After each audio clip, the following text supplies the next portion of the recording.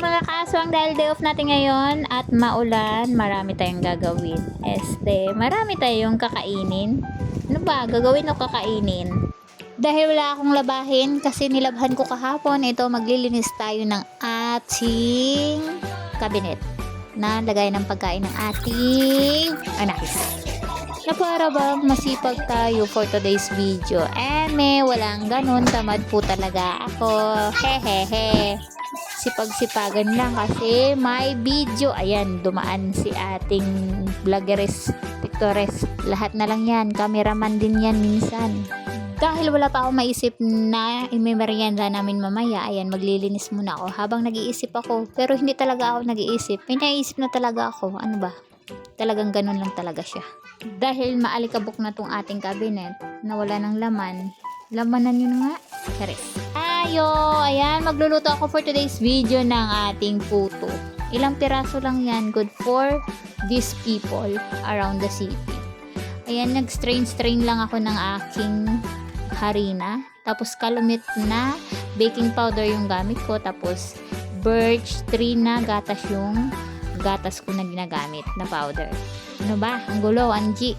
Tapos gumamit lang ako dyan ng white sugar dahil wala akong white sugar. Siyempre kakainin lang namin. Yan ang gagamitin ko. Yan ang meron sa akin. Diba? Hinalo-halo na lang konti. Huwag haluin ng sobra-sobra dahil palpak ang kinalabasan yan. Dahil may tumatawa sa akin voiceover dito sa gilid-gilid, itutuloy ko yan. Ayan, tapos na ako maghalo ng aking puto mixture. And dyan, ito na aking puto mixture with cheese sa taas. Siyempre, gagamitin ko ang aking pinakakamamahal na dikuryenteng lutuan. And dyan, ang ganda ng aking puto cheese. Ayan, tumawa na naman ang tao dito sa gilid-gilid.